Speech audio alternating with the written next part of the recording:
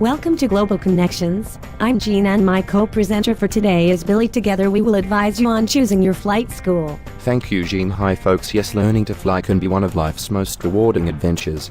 The freedom of moving in 3 dimensions is not only fun but can lead to interesting career and travel opportunities. To take advantage of aviation's rewards, you must make sure you get the good, solid information that you'll need to be a safe, confident pilot in the air.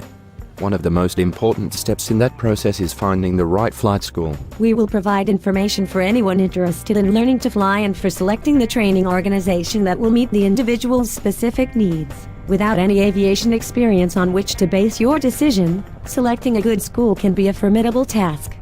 Aviation is procedural and not well suited to impatience. Whether you're flying or picking a school, making rash, hurried decisions can cause dire consequences. Checklists are an aviation mainstay that ensure all procedures are accomplished and, therefore, make for safe flights. This same procedure can be applied to selecting a good flight school. At the beginning of your flight school search, it helps if you have a general idea of what you want from aviation. Why do you want to learn to fly? What is your ultimate, long-term aviation goal? Do you want to fly for fun, or are you seeking a flying career? Will your flying be local, or do you want to use general aviation aircraft to travel?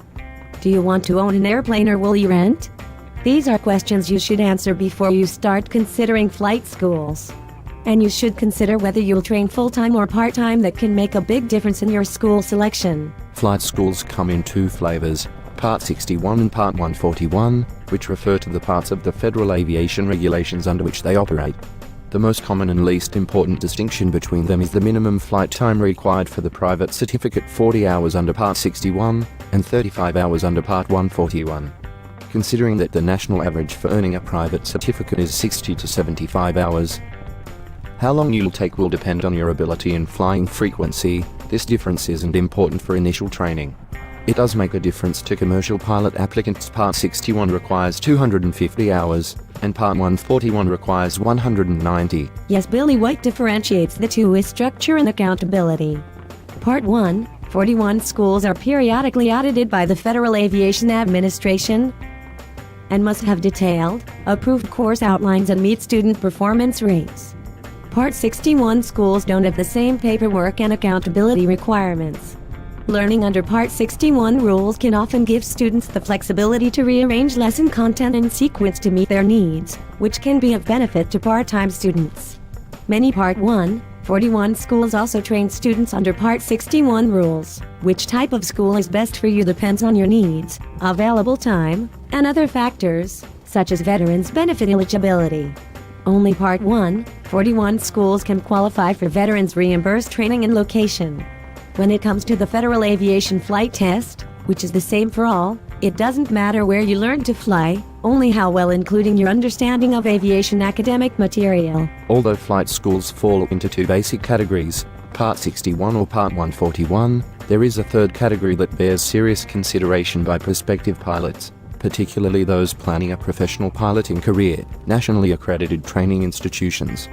Accredited schools must meet rigid standards of accountability for virtually every area of operation and must apply to an accrediting agency recognized by the U.S. Department of Education. Collegiate aviation degree programs also play a large part in today's training marketplace, and you should consider earning a degree if you are planning a professional flying career.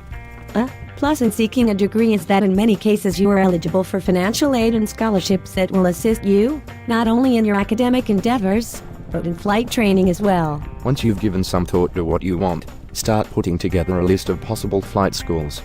Then request all available literature from each. Ask them to send an outline or curriculum for each program in which you're interested, and a copy of the school's regulations and flight operation procedures. Don't base your decision on the literature alone. You're looking for informative substance, and this can be found as well in photocopied sheets as it can in full-color catalogs. While scrutinizing the material, take notes for use during the school visit, when you'll check the veracity of its claims. Things for students to look for, please, Billy. Yes, Jean, the school's philosophy, goals, and objectives, and how they match your needs.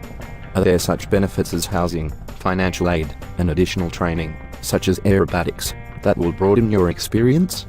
How important is flight training to the organization? How long has the flight school been in business? What about the school's instructional staff, its enrollment numbers, and credentials? How many and what types of aircraft are used in the school's flight instruction program? What are the school's classrooms like? What services are available at its airport instrument approaches and control towers? What is the school's reputation on regulations and safety policies? Take a first-hand look. It's your money. If you do nothing else in your school search, visit the school. Your first contact will likely be an admissions officer or the chief flight instructor. Listen closely and ask questions about everything. Don't be shy. If you don't understand something, ask. During your tour, ensure that no area is left unvisited, from administrative offices to the maintenance area. Interview the school's chief flight instructor. Some questions to ask. Are progressive flight checks given? These checks evaluate your progress during the training program. What's the instructor-to-student ratio? Generally speaking, an instructor can adequately educate 4 of 5 full-time students, or 10 or more part-time students, depending on their schedules.